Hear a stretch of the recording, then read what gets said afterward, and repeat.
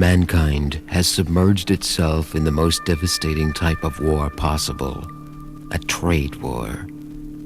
Perhaps all wars are actually trade wars, but this one is a global trade war. World War I and World War II seem to have been awkward adolescent arguments when compared to the possibility of a third eruption ahead of us in this last quarter of the 20th century. This big trade war is being fought over natural resources, such as fuel and food supplies. Is it simply coincidence that all the war-ridden sections of the globe contain some major natural resource? As the world's supply of natural resources begins to deplete, the war will rage all the more furiously. Our resources are diminishing with awesome rapidity. Energy supplies, as we now know, are not unlimited. Our oceans, as we are now finding out, are not limitless, bottomless garbage disposal units. We're beginning to realize the hard way that the waters of life are essential for life itself. Industrial wastes, oil spills, and nuclear blasts have so damaged the global environment that the food supply may run out. Fish in the ocean, in rivers, and in lakes are becoming contaminated, and where still fit for consumption, they are being so overmarketed that world supplies are dwindling fast. The Soviet fishing fleets have more ships than the rest of the world combined. Wild animals are also being overkilled and are decreasing at an extinction rate. The weather itself, upon which the farmer and our crops depend, is not devoid of danger. Nuclear evolution is threatening the rhythms of nature. Drastic seasonal and temperature changes have been and are continuing to be induced. This unrestrained free-for-all rush for expansion, development, and power at any cost, like the fabled lemmings, is leading us to our death. And as resources, food, and fuel diminish, global competition is going to increase. Between 1975 and 1982, prices will continue to rise.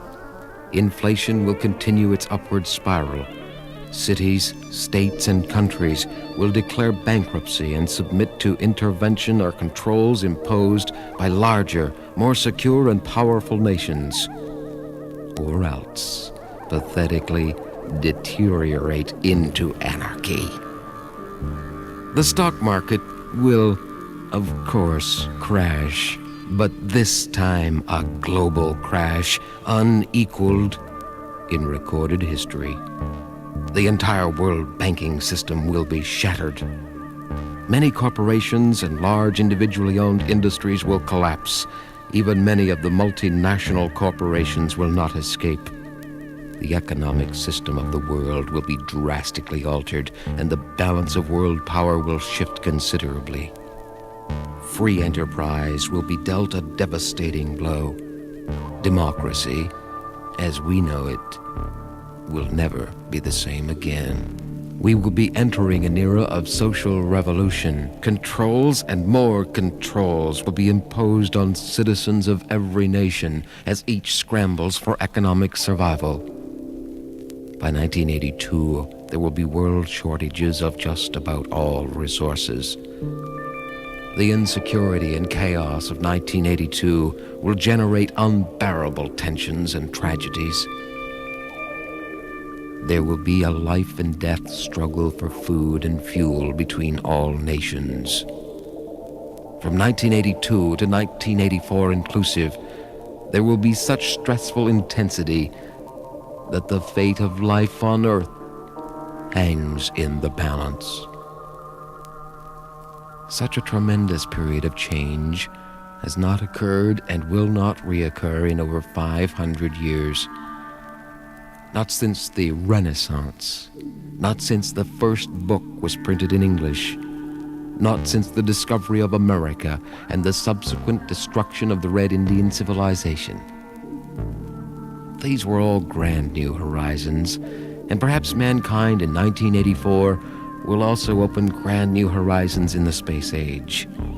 It is even conceivable that a moon or planet will be found within our solar system that could support human life and open a new era of expansion for colonization, if we can afford it.